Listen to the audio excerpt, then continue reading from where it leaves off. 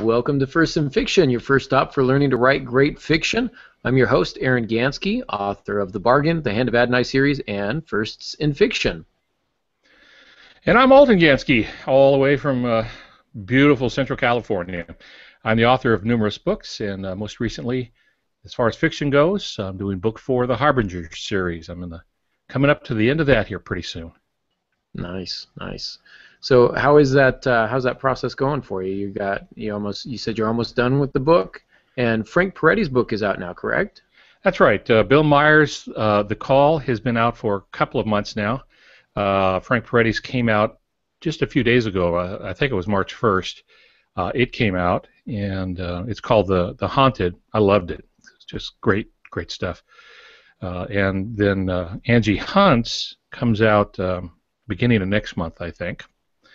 And that's a good one, too. And then mine will come out after that. So I'm finishing up. I'm already at the number count, the word count, but I'm still got some more to do. I've got more story than I thought I did.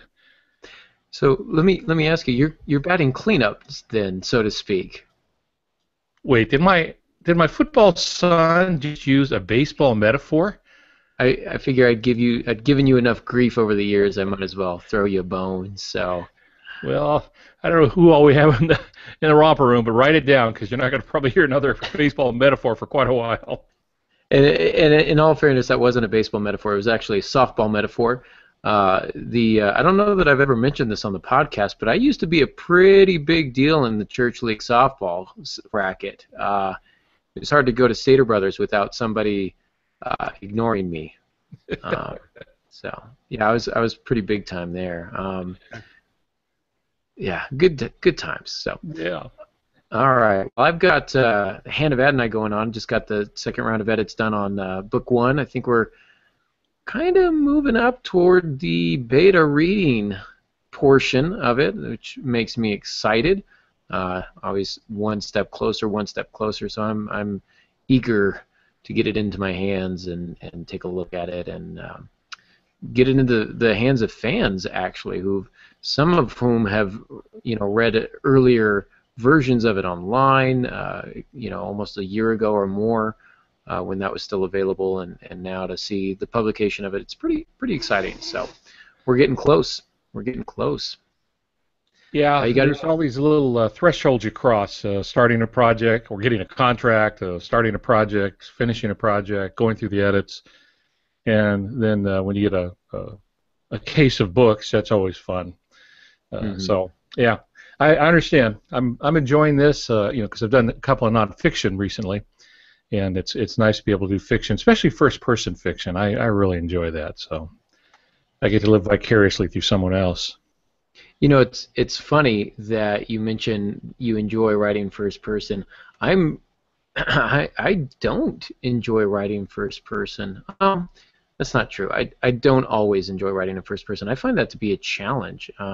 We've done a point of view episode before, but it might be time to kind of revisit it at some point. But first person I find to be a real challenge to do well. So The Bargain is in first person, but I think pretty much everything else I've done has been in third. Yeah, I really enjoy it. I've done both. Most of my work's been in third person, but I really enjoy first person, especially for short work like a novella. So, well, we should say hi, I think, to the people in the romper room. Molly Jo says hi, Aaron and Al, and Bruce Brady's with us. Tessa De Groot's here. Apparently her class got canceled. So I don't know if that's a good thing or a bad thing for her, but it's nice to have her with us. So class being canceled is always a good thing. Speaking as a student and speaking as a teacher, it's always a good thing. I mean, it's like getting that snow day that you didn't expect. It's good stuff. So glad to have you with us, Tess, and hope everything's okay with your instructor. Hopefully nothing nefarious has happened. But I was talking to my students today, Pops. You might appreciate this story, and I give them a do now. So every morning when they come in, the class comes in, they've got some work up on the screen that they've got to do. And today's do now that I gave them was come up with a way to murder somebody that makes it look like an accidental death.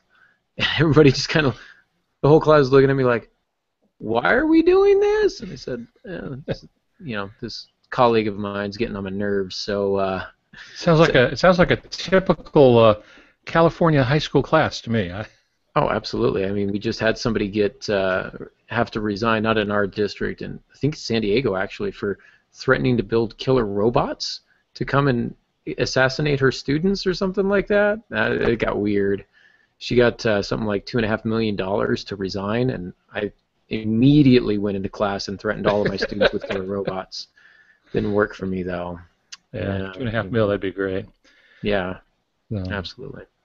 So, how about our publishing term? You want to jump into that today? Yeah, let's do that. Publishing term. I'm really going to give you 3 terms, but they all go together, and they are front matter, back matter, and body of a book.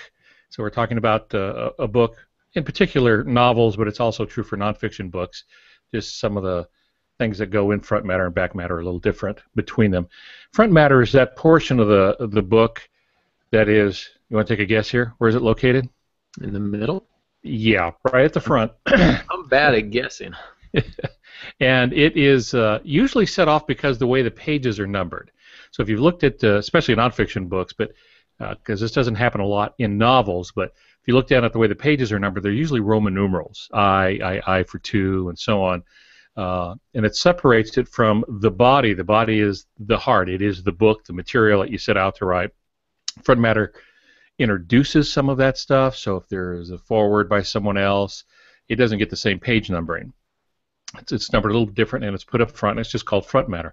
Back matter is very similar, except it's all the stuff that goes at the back, but it does get the same page numbering as the body. So if you write 350 pages of your book, but then you have some other stuff at the end, promotional material, sample chapter, something like that. Well, usually they won't do it with a sample chapter for a new book, but if you have some back matter, it will be carry on the page numbering.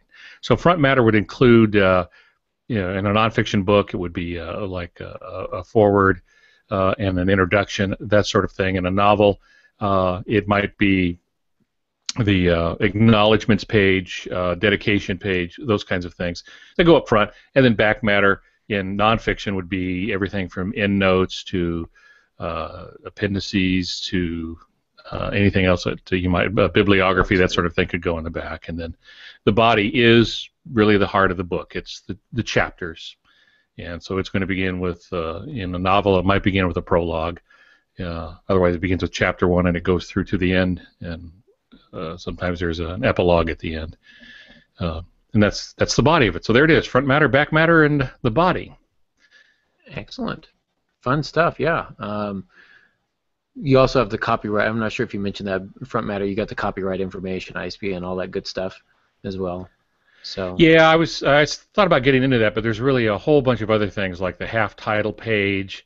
Traditionally, a half title page is just a page with the name of the book on it, and that's it. Then there's a full title page. It'll have the name of the book, the author, some other kinds of things, the publisher.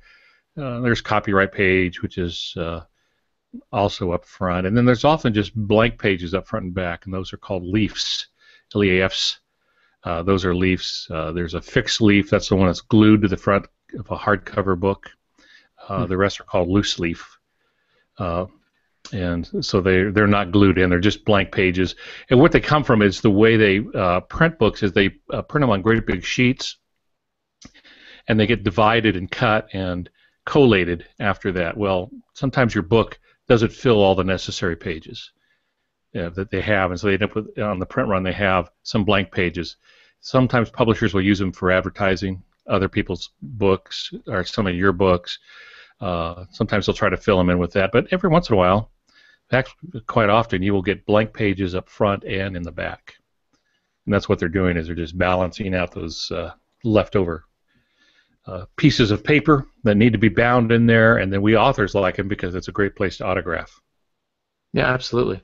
I've signed at least 3 autographs in my day, so I'm an expert. I think that makes me an expert, right? Three autographs? Isn't that I think so. I tell people if I autograph their book, they get 50 cents more at a garage sale. The word has come back to me that they get 50 cents less if it's autographed. So I just hope that my autograph at least balances out. I try that every time I go to the grocery store and run the credit card, and they ask me to sign. I always tell them that I charge for my signature, but they never believe me. So. I always tell them they have to buy the book. Oh, okay, that's good. I'll try that one too. So, well, tonight we are talking as our jokes are sagging in the middle and our jokes are stuck in here.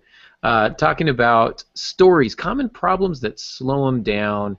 You know this you can feel it, I think, instinctively as a writer and as a reader. I think it's perfectly clear to all readers when your story kind of slows down and the action is really lethargic, and all of a sudden the readers are thinking about something else. So it's a common problem that writers have, even experienced writers. So today we're going to talk about why that happens and some good ways to avoid it. So what are, Pops, some of the reasons, the common reasons for stories like this that bog down? Yeah, the old joke is the editor who's talking to a writer and says, well, your book starts off a little slow, then it bogs down from there. And that happens. I'll tell you where part of the problem comes from is it's difficult to balance how long it takes to write a scene and how long it takes to read a scene. And of course, it takes much longer to write one than it does to read one. Mm-hmm. And you can get one of two problems. One is you can just overfill and think I've got to keep going because I've got to fill all these pages. I've got to come up with 80,000 words or 100,000 words to get this finished, and so we keep writing. And the other side is we want to move so quick that we pare everything down and we don't end up with enough of a book. And it's hard for people to write. So there's a balance. And that's the problem is that the reader then loses interest, and most readers will not stay with the book if you can't keep them. And in the publishing world today, you have to win your editor in the first 2 pages. Same thing with an agent. They usually won't read past the first 2 pages. They can sense whether or not you're laboring. Oh, absolutely. Yeah. You'll get a sense real fast of those stories that know where they're going and know how to get there and know when to get there, and those that don't. You can tell when an author is kind of off track, a little bit meandering. You'll see it a lot with discovery writers. I'm guilty of it myself, where just long kind of meandering in the middle. You definitely want to start off quickly. Speaking as a reader, there are several times, in my youth, I used to think it was, blasphemous to start a book and not finish it, and I may, unmake some friends here with this comment, but I used to think it was heresy to start a book and not actually finish it. But now that I'm old and close to death, I'm sure, I keep thinking, I only have so many hours left of my life. How many do I want to spend on this particular book? Or I think, I've got shelves and shelves and shelves of books, or more realistically, credits and credits and credits on Audible, and only so many hours in my commute. So how much time do I want to dedicate to this particular book if it's not holding my interest here? It's a question you don't want readers to ask. Yeah, and they've invested in the process, and so we need to be able to move them along, and that's what writers do. They're taking their readers on a journey. Novelists are starting them at some point in the action in the beginning, and they're going to run them to a conclusion. And if you start bogging down too much with that, then especially today, readers will move on. We live in a world now where everything is truncated. We get our television shows in 44-minute increments. Run an hour, but the show itself would be 44. If you're watching a half-hour show, maybe 22 minutes. And so everything gets pared down and moves very quickly for the reader. So the old days of writing like Dickens, and it's important to remember he was writing by the word, or being paid by the word. That's one reason their stuff is so bloated by today's standard. But a lot of it has changed, and we have to, as communicators, adjust to that too. Yeah, and I do want to make a point here that while we can call Dickens' prose somewhat bloated, I mean, you might be able to say the same thing about Fitzgerald as well, who goes on to great lengths describing setting in detail and what people are wearing, etc. long expanses of interior monologue, really kind of plumbing the depths of the human psyche. William Faulkner, for example, who just long rambling interior monologue, kind of stream of consciousness stuff. It's easy to point to those and say, oh look, these are bogging down, these are sagging in the middle, but people don't. Rarely do you see anybody say, oh, that Fitzgerald's, he's overinflated, and rarely do you see people say that Dickens is unreadable because of all this, boring stuff that goes on, other than high school students.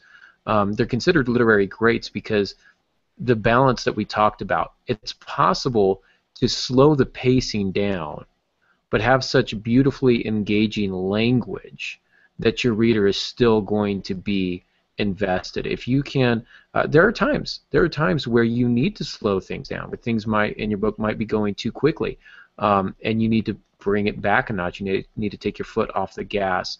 I'll give a great example here with a content warning, but in Dennis Johnston's collection of short stories, Jesus' Son, he's got a great short fiction called Car Crash. And here's this guy kind of strung out on drugs, and he's hitchhiking, and this family picks him up, and then lo and behold, can you guess what happens next? No. It's a car crash. In a story called A Car Crash. Yeah, it kind of comes out of left field. You don't see it coming, but so that was a clue then. It was a clue. It was not a red herring, but anyhow. So then, all of a sudden, even though he's got about a page and a half, 2 pages maybe of hitchhiking, getting in the car, describing the family, the conversation that they're having, and boom, car crash, and everything slows down, and he goes into such vivid detail and description in this beautifully poetic language that it's probably 2-to-1 car crash to everything else. Just this split second where everything is happening, really heightened, and just some beautiful, beautiful writing there. That doesn't sag. That's not bogging down. So try not to confuse listeners the difference between pacing and just kind of long, like trudging through the mud to get to the next step. Trudging is unenjoyable. Slower pacing, beautiful language is enjoyable. So there's kind of a difference there. Yeah, and my point was that things have changed today. It's more important to engage your readers quickly in today's world. In not even that long ago, really in the early 1900s, 1920s, and the like, it was a little different. People took a more casual approach. When they were reading, they know it was going to take a while. That's what they spent their money for, and they wanted to spread it out. But you're right, Thomas Wolfe, Max Perkins just had to fight like crazy to edit his stuff down so it would be publishable. He had so much stuff. He couldn't stop writing, and Max Perkins, his editor, kept having to cut it back so that it would be, one, readable, enjoyable, and publishable. And that was, if he's writing for himself, it doesn't matter. But if you're writing to be published and someone's going to pay for that ink on that paper that they bought, it has to be able to become a product that somebody can afford to buy. So sometimes it backfires that way too. But you're right. This is not to say that everything that has more words to it to describe is bad, but it may have, by today's standard, be a little more bloated, a little more difficult. But even Arthur C. Clarke, when you read him, he goes into a lot of narration and explanation in some of his work, and it works. It works fine, but it does slow down at times. Yeah, I think of the word superfluous or prolix, which is more than is necessary, unnecessarily wordy. And I think that's what we're trying to get at. With the examples that we've provided here of slower pacing but still beautiful language, it doesn't feel unnecessary to the book. It's relevant. Gatsby staring out over at the green light. Oh, he's really talking about that green light a whole lot. This is really boring. Well, he's creating a symbol here for hope, right? This is what he's doing, and he has to revisit that to charge the symbol with its meaning. And if he doesn't spend the time doing that, then it doesn't have that meaning. It no longer is a symbol. And at that point, if he's talking about the green light and it's not a symbol, then yeah, it is superfluous. We don't need it. You spend 28 pages talking about something that's not relevant. Definitely, we need to ship that out. there are several causes for this, for a story bogging down, and I think the primary one is that we tend to explain too much, and that can be, as we've said, too much detail about what's going on in the setting or the characters. For me, I see this a lot, especially with new writers, with not being able to balance interior monologue with exterior action. And so we'll get a paragraph of action, and then we'll get 3.5 pages of somebody thinking. Well, thinking can be interesting, but it can also be very boring because it's passive and nothing's going on. So I tend to find myself bogging down in stories that have too much, interior monologue where the character is just ruminating over something that really you should be able to figure out in a matter of seconds. I don't know why this guy's taking 22 minutes to come to a decision. Those types of things, I tend to get frustrated as a reader. So that's one of the causes that I've seen. How about you, Pops? Yeah, that is certainly true. One of the things you're bringing up, I think, that's really spot on is this will vary from genre to genre. If you're writing literary fiction, it's vastly different than if you're writing popular, say, a thriller type of fiction. So some genres depend on you moving things along quickly. Thrillers are one, but cozy mysteries, you want a slower read. If you're doing fantasy, people who read fantasy love the world development and the creation of the new world.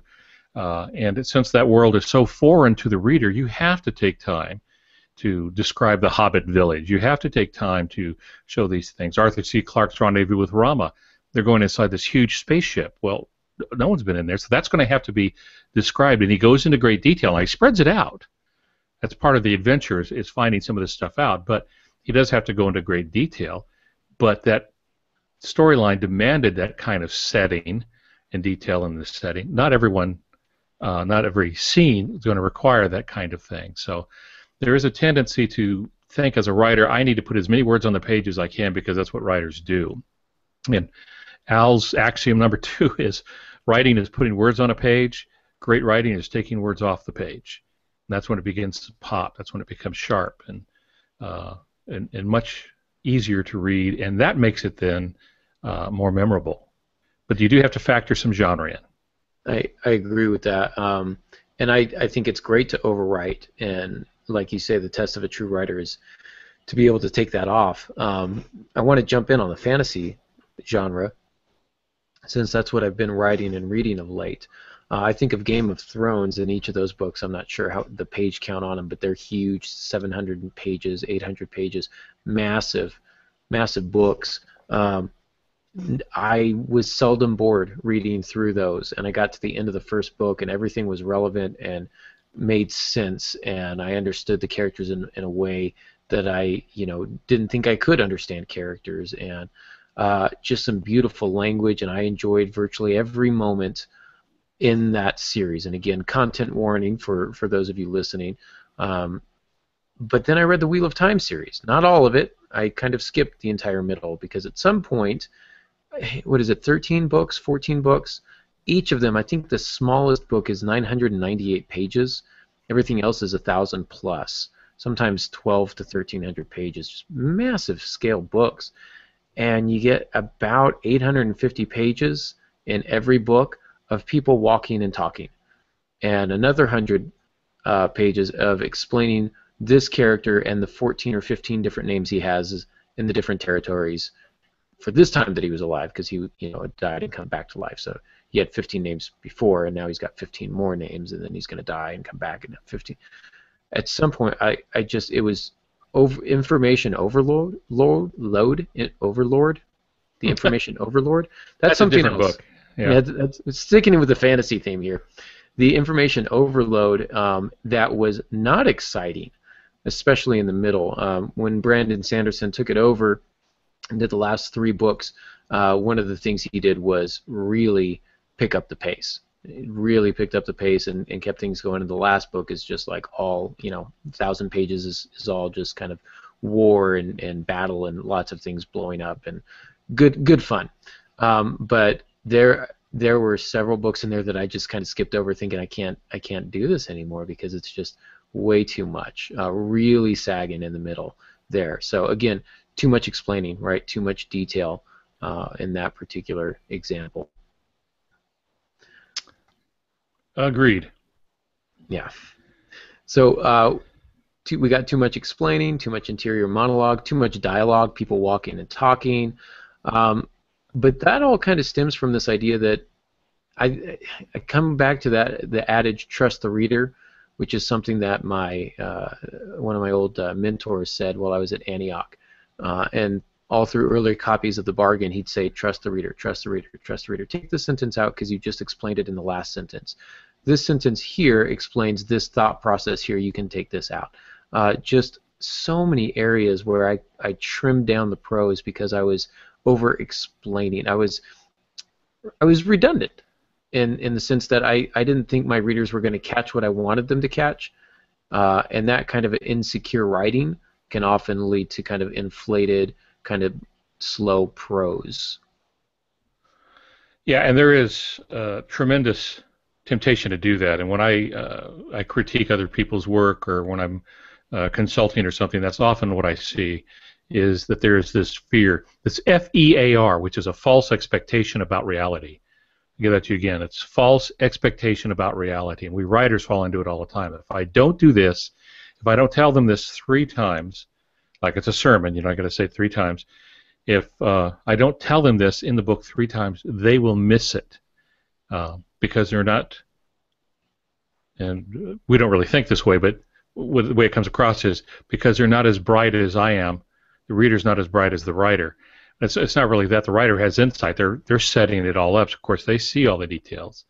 And I think that's one of the other things that motivates it is we spend so much time getting our story ready to be read that we soon realize we know more than will be in the story. We have done so much research, and a lot of it is going to be on the cutting room floor. We're not going to be able to bring that in. And we feel frustrated about that. It feels like we're being wasteful, throwing away half our dinner or something, which isn't the case. We want to be able to get the idea across quickly, beautifully, if it needs to be beautiful, brutally, if it needs to be violent, whatever it might be, but we need to be able to do those things in a way that keeps things going forward. And you are right. We have to trust the audience. Will there be some that don't get it? Well, of course. I've missed things in books. It's just going to happen.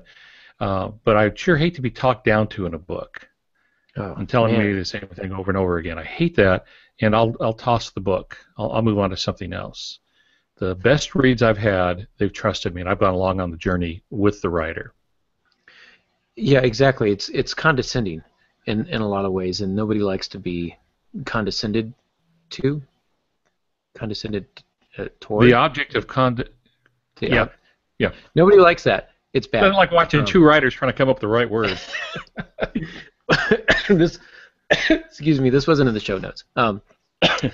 Condescension was not in the show notes, but I think about J.K. Rowling. I think I've used this example before. Read the first Harry Potter book, and I'm halfway through the middle going, this is ridiculous. Like this, their homework assignment, I don't need to know what their homework assignment is. This is just, why am I spending time on this? And then I got to the end, she pulled everything together, and I went, oh, it was all relevant. And there was a payoff at the end. And then I trusted her as a writer. At first I didn't, but she trusted me as a reader. And because of her trust of me as a reader, the fact that I was able to put everything together at the end made me trust her as a writer. Not only did she know where she was going, but she knew that I figured out that I could figure that out and I could put the pieces together at the end. She didn't spell it out for you. It was just, but it was clear. The word that I keep coming back to after condescension is efficiency. Efficiency in language. And I think that most writers don't consider that enough. Why use 14 words when 3 will suffice?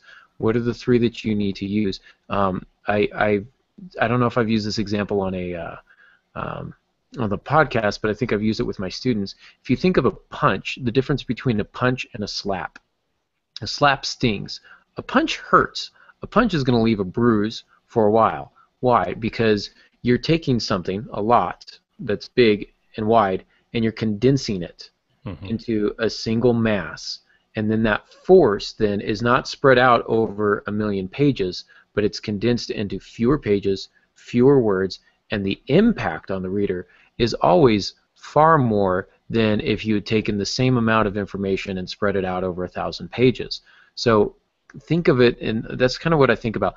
If you are reading your novel, your manuscript, and it feels like it's just spread out all over the place and it's sagging in places, man, cut some of that stuff out so that you can condense it and get that fist to where you're going to have that impact on the reader. Yeah, which is something you do in the later stages. In the first draft, just write the first draft. You don't care if it has too many chapters, too many words. You're just getting the story down. Then you go back and you apply the scalpel, and you start taking things out that are unnecessary, sharpen. I think it was Mark Twain who first said, it's been repeated many times, but you never use two words when one word will do. Mm-hmm. And you get that idea of compacting the message into as few words as are necessary to put together some great prose. It's not a minimalistic approach. You just make sure that every word is pulling its own weight. And the same thing with the scene, and that was one of the things we were going to talk about is the scene. And in my world, the scene has to do one of three things. Every scene must either tell me something about the character that I'm going to need to know, or two, it must move the story forward somehow by some action, some conversation, some revelation, something like that. Or it must introduce something I'm going to need a little later. So in the case of the Harry Potter stories that you were talking about, the homework and the other things that would come to bear later, that's what that scene was there for, is to give you that information up front that you will later need it. And very observant readers will start doing that. They'll notice when something is said or a bit of information is given, and they'll start looking for it later. Well, if you're not following that kind of stuff, if you're not taking care, they're going to be very disappointed at the end because they have kept in mind these 15 other things you've introduced that you haven't done anything with. It was just fluff. And so that's one of the drawbacks to that. So a scene needs to do those three things, one of those three things. There's a trust that is established between the reader and the author. The author must trust the reader, and the reader needs to be able to trust the writer. The reader needs to be able to trust that the writer knows where they're going. Like I said with the J.K. Rowling, if you give us a bunch of superfluous information and it never comes back to have a bearing on the story, then it's really hard for us to trust you as a writer. It's hard for the reader to trust you as a writer, and if they don't trust you as a writer, they don't buy your next book. And that's not what you want, obviously. You want your readers coming back. You want them to see your name and pick up the book. When I see the name Cormac McCarthy, I'm probably going to pick up that book. I trust this guy. I know this guy. J.K. Rowling, I've finished off the Harry Potter series. I never dreamed I would read all 7 of those, but it was actually quite enjoyable. And I got to the end of the first one. I read them all. Game of Thrones, pretty much anything George R.R. Martin does, I'm going to read it because I trust him as an author. These are the people I've trusted, have established that they know where they're going and they're not wasting my time. I kind of wanted to touch on that idea of the scenes and how you were mentioning that it's okay to overwrite, especially in the early drafts, especially in the first draft. If you want to kind of go back to that example of the hand and the fist, you've got to write the open hand first, and you've got to have all 5 fingers there. Otherwise, your fist is going to be a lot less impactful if you only have the 3 fingers, right? So you've got to have all 5 fingers, and then what you're doing is you're actually trimming the space in between them, right? These are the main points of my story. These are the main things that are going to happen, the main plot points. I need to get them as close together as possible and condense them so that they hit fast and they're still a lot more relevant. There's less space in between the fingers. Everything kind of runs together. So yeah, one way you do that is making sure that every scene has a place, that it earns its place, that it's going to have a bearing on the story as we go forward. Speaking from a prose standpoint, using shorter sentences, using shorter paragraphs even, kind of varying sentence length and paragraph length, but if you're really bogging down, you might just be kind of overwriting. Try and condense those sentences on that kind of a macro or micro level, sentences down to smaller, simple sentences, and then just a very basic paragraph here and there to break up some of these longer paragraphs that you may have. Challenging yourself to do that. In this particular paragraph, I'm going to cut 6 or 7 words. In this particular sentence, I'm going to cut 3 words out of my 10 words. Challenging yourself in that way, you'd be surprised how much forward momentum you can create from small cuts like that. Yeah, when we say use smaller sentences, we're not talking about C-spot run, C-spot jump kind of things. We're talking about alternating them in a way that keeps the reader interested. And if you're trying to pick up the pace, shortening sentences works very well instead of using a long sentence. Now, of course, there are always exceptions to this. I think of a Dean Koontz novel in which someone is being stabbed. The problem is the stabbing is so quick that even if he writes a paragraph about it, it would take more time to read the paragraph than it would be for the act of stabbing to take place. So he wanted to stretch that out, and the way he did it was he wrote a run-on sentence. He had I think it was a whole page that didn't have a period in it, so that the reader couldn't let go. But I see that's going the other way, but it worked because he was manipulating us with punctuation by not letting us stop or take a breath. We had to live through that event till he was ready to let us go. So the reverse can be true. If you want to speed things up, you might want to shorten the sentences a little bit, especially in areas of action. I know when I get into action scenes, I wrote one yesterday, I tend to start shortening everything, sometimes down to a single word sentence, because the reader's already caught up in it. And so that's all they need is one word to kick them off. Yeah, I would agree with that. And I would say that at the risk of sounding narcissistic, using an example from my own writing, in The Bargain, for those of you who've read it, the final page or so of Veronica's story, which is called What We're Left With, in it she's racing in front of this train to save a child, and it's kind of like you were talking about with Dean Koontz. It rambles on for what should be a few paragraphs, but everything's one long unbroken sentence, and it mirrors, at least my goal was to mirror kind of the rhythm of the train coming down the tracks, and so rhythmically I wanted a beat to it, and I wanted it to feel fast, and I wanted it to come fast, and there was no stopping. And so I did my best. I'm not going to say that I achieved Koontz status, but I did my best there, and I honestly feel that's some of the best writing that I've done is those, just that page and a half or so where that's really going on. There's a lot that you can do to pick up the pace of your story just with punctuation and syntax. So some pretty valuable things there. The other thing is to give the reader some help in experiencing this. So if you're writing a chaotic scene, write chaotically. As you were doing it, you were bringing in that rhythm, that dot dot dot dot dot, and shortening time, increasing tension that way, and you were doing it in the way you, not only the words you chose, but how you presented those words, and that works very, very well. Or something is very slow and almost ponderous, then you use the same kinds of things. So I did that with Perry Sachs when I dumped him in a ice-covered lake in Antarctica, and he's there by himself, and there's nothing else he can do but float around a little bit. And he's only got a little bit of light from his helmet, and so I slowed the prose down to match him trying to slow his breathing and his heart rate to deal with the crisis. Then if there's a fight scene later which he's involved in, then I try to shorten the sentences, sharpen them, and make that a little chaotic. So we do the same thing in the writing, and that keeps from developing this author monologue from the beginning to the end of a book. That's a very long time. You want to change that a little bit so the pacing changes, and do it at the key spots.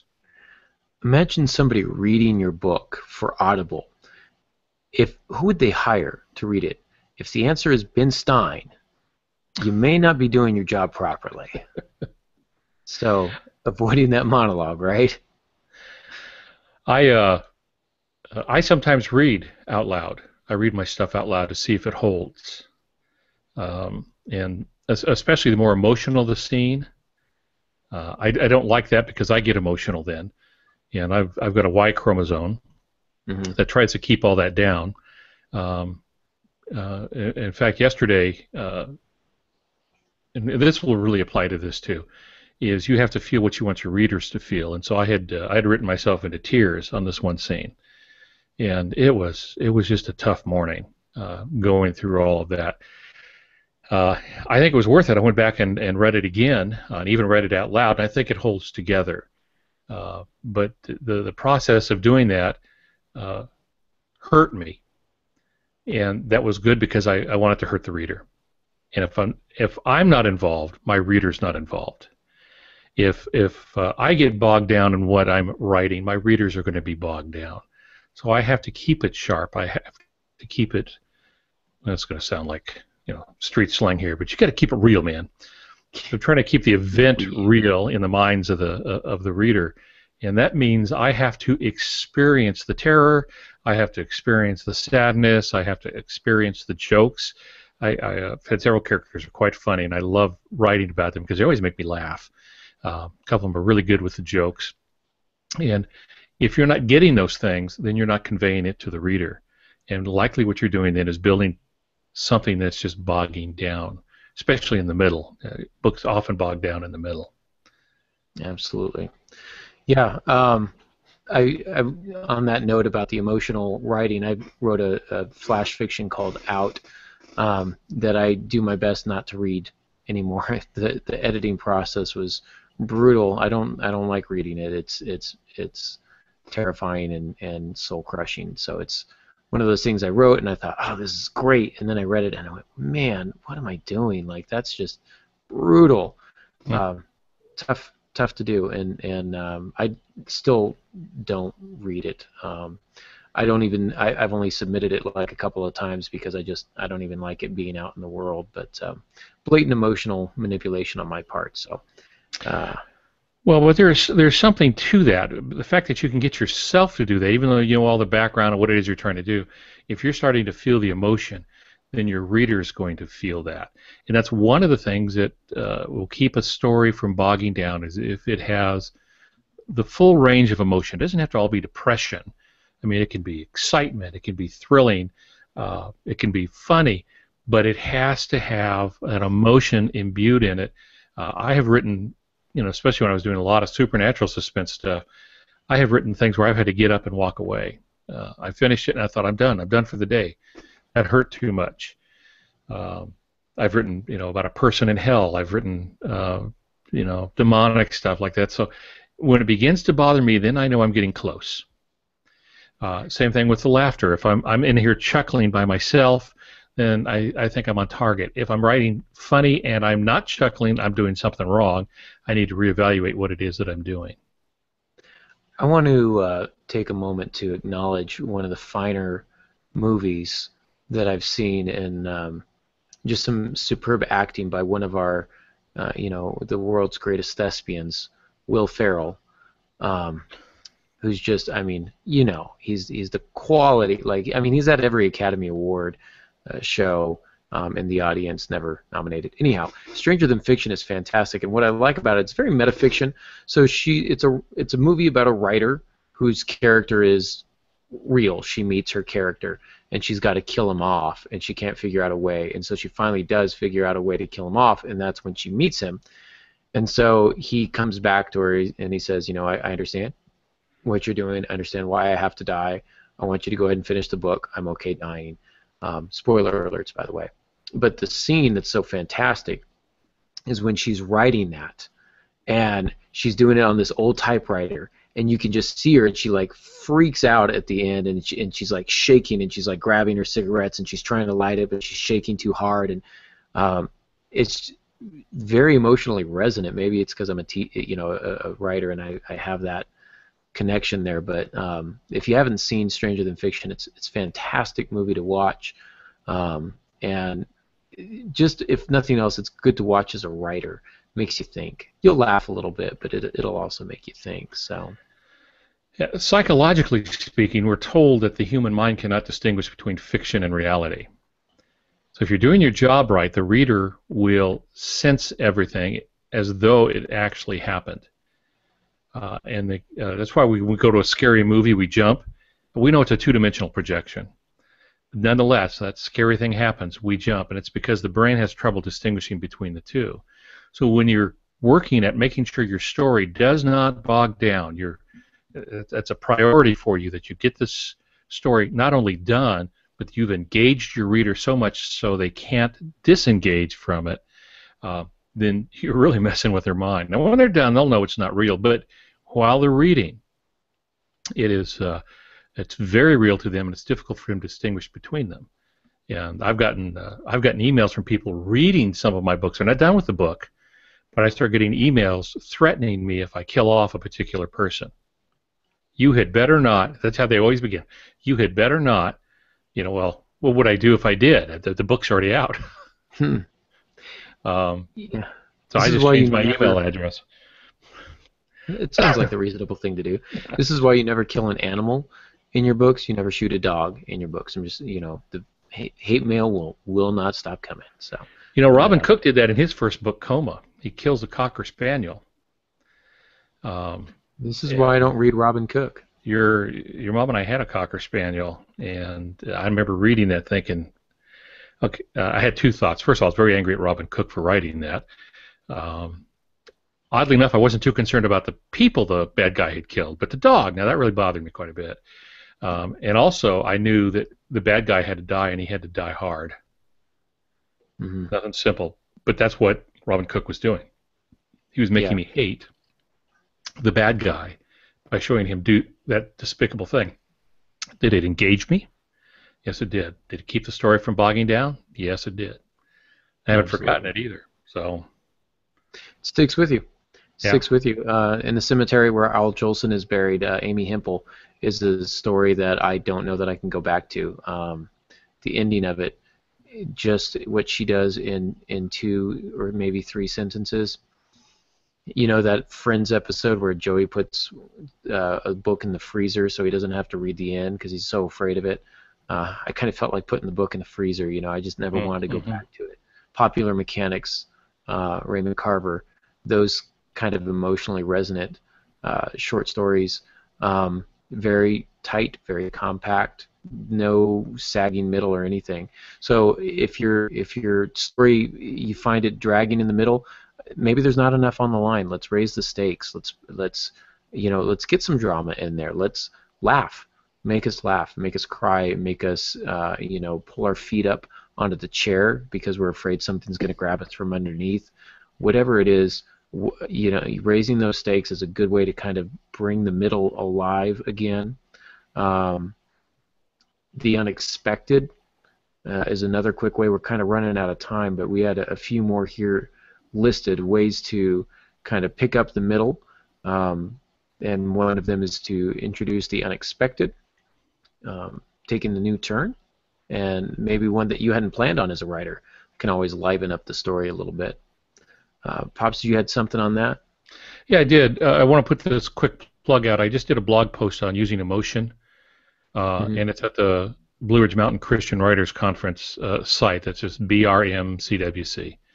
Or just go to my website and click on the conference tab. It'll shoot you over there, and you can see that. But emotion is one thing that carries us all the way through, and that has been true from the very beginning of storytelling. That is true. Introduce the unexpected. That's one way to keep things from sagging any place. I usually do things in 3 acts, and so you have key points, plot points that ratchet things up, but the middle is usually the weakest part of that. But if you introduce something unexpected, and if it's unexpected to you, it'll be unexpected to the reader. Now, this is where intuitive writers have a bit of an advantage, but outliners can do the same thing because they labor over their outline for quite a while till they get it right. Well, as you're working over your outline, you get to this point, think, this is going to sag here. What can I do? Then surprise yourself with something that you don't expect. So an example I put in our notes is you have a character who's about to walk out of the house to go do something, and everything you've done is set that up so this is a reasonable thing for the character to do. When the character opens the door, there's someone standing there. Now, who is that person? Well, I don't know. It's the sheriff. If I did it, see, then I would have to stop and say, okay, who is this person? Why are they there? What's the relationship? And that twist for me ratchets up the creativity, and as a reader, that works the same way. when something unexpected happens. It's not a matter of being fooled. It's just something I didn't see coming down the pike, and so it catches me off guard. That keeps your readers very much engaged, and it keeps you as a writer engaged too. Yeah, I've done very similar things. Taking an unexpected turn. You also mentioned having your characters make an unexpected choice. And I think we need to be careful with this. I really like it, but I think we need to be careful with this. If you have a character do something that is out of character, they have to have a good motivation. You can't have a pacifist just all of a sudden pick up a gun and start, mowing everybody down. They're not going to do that. But you can have them become a little more violent or a little more threatening, which is something that seems outside of their character, as long as they have a good reason for it. And then what you do as a writer, a discovery writer, is you're challenging yourself. Why is the writer making, why is the character making this kind of a decision? Why wouldn't they simply choose to do the expected thing, which is this? Well, now you're going to have to dig back a little bit in their past and in their history and try and figure out why they would make this particular decision at this particular time. And it's going to reveal your character on a level that you hadn't known before, and it's going to keep the reader engaged. They're not going to see this coming, but they're going to be intensely interested, and they're going to keep reading to find out why the character made this decision when they did. So having your characters take an unexpected turn, having the story take an unexpected turn, raising those stakes, these are all good ways to kind of ratchet up the tension and keep the story from sagging. Yeah, now when I said that, when I put that in our show notes, our rundown sheet, what I said was if one of your ancillary characters do something unexpected. It's a little more difficult if it's your protagonist who does that. But if it's a friend of a protagonist who suddenly disappears, who doesn't go to work when they normally go to work, takes a different path, it raises the level of mystery. Why would this be going on? And what happens in the reader's mind is they say, now why am I being told this? What's going on here? So that pulls them in a little bit more. They look a little more closely at this. I'm grinning here because I went to see the movie Alien, the first one. And I used to be a biology major. Well, there's a scene where the little alien pod opens up, and there's something moving around. It's like a little birth sack, and it's moving around. And I thought, man, that looks realistic. They did a good job. And I leaned forward towards the screen when this thing pops out and hits this guy on the face and begins to eat its way through his face. And it scared me for the rest of the movie. And the reason was I did not expect it. They set me up for this, but because I knew something was different when they showed that, I leaned into it. And that's what we want our readers to do. We give them a little something, let them lean into that and wonder, why in the world does this character, this ancillary character, do this? Or who is this person that's standing on the front door step? So, yeah, get them to lean in a little bit. So, some really good news for you, Pops. They're making another Alien movie with Sigourney Weaver. Well, Sigourney Weaver would be the draw, but that movie just was tough. Yeah. I think I've seen the others too. So, yeah. I noticed Bruce Brady's telling us that Mike Deloso is known for killing a dog in nearly every story he's written. He should not get together with Dean Koontz, who puts a smart dog in every book he writes. So that could be a problem there. There's a fist fight waiting. Yeah. So. Bethany Kazmarek says, I love to use rhythm and music to set the tempo, slam me to a stop and keep me in that slow-mo suspense, or make my heart race in time with the action. And then she also liked the Ben Stein audible wisdom. Tessa De Groot mentions Robert Frost's quote, no tears in the writer, no tears in the reader. Which is that's a good one, nice. Yes. She also apparently reads her stuff out loud. By the way, I didn't mention that. I think that's a fantastic way, not only to proofread, but also to hear the rhythm of your language, etc. So reading your stuff out loud, very, very valuable. Bethany Kazmarek also mentions what she's learning from this podcast is that first draft equals slapping your readers with webbed feet, and the goal for the final draft equals an uppercut with the follow-through. I wish I had said it so eloquently and so humorously. She's pretty much right on. Yeah, that's pretty much it. So... and then some Tess likes your acronym about the false expectations about reality. Molly Jo says the same thing over and over and over. without realizing it. That was kind of a joke there, yeah. So, yeah. And Quotidian Light likes to point about keeping interest through beautifully written prose to keep things going, even when you have slow moments in your story there. So, you know, one of the interesting things, one of the bits of irony is that, especially for writers, when a book is very well written, we tend to slow down and get out of the story and stop and go, oh, that's a great sentence. Oh, I can use that in my next book. I see what he did here, or what she did here, because we ruin our reading. We tend to analyze, but yeah, if something's really good, very well written, people will slow down to enjoy it rather than speed up. Yeah, I think that's an advantage, though. I mean, here's my shameless plug. If you do a search for everything I need to know about writing, I learned from Disneyland. A little article I wrote years ago about how I enjoy Disneyland more now from noticing things like exit signs and trying to peek a little bit behind the curtain, so to speak. And as writers, we do that. Every book, like you say, that we read, we're peeking behind the curtain. We're trying to find the wizard who's really making things happen. But the great thing is when you see that happen, man, doesn't it just inspire you to do more, to produce more, and to practice and get better? I think the same is true for every art form. Musicians watching musicians, artists studying the paintings of other artists, sculptures and sculptors, etc. I think it's a great advantage. And though it may technically take me out of the story, I'm able to sink right back into it. And I tend to find that on second read-throughs, I'll do that. First read-through is I'm enjoying it. Second read-through is I'm pulling things apart word by word. I'm looking at their syntax and their rhythm and their prose, etc., and the overall structure. It's a fun. I don't know. I'm weird. I like that kind of stuff, but maybe not everyone does. No. Well, you'll get no argument from me about you being weird, if that's what you were headed for there, right? I was hoping you might defend my honor from myself, but apparently not. It felt a lot like a uppercut with follow-through. So, well, all right, Pops, we are pretty much out of time. We started on time. We're going to end on time. That's crazy. So real quick, how can all your millions of fans get in touch with you?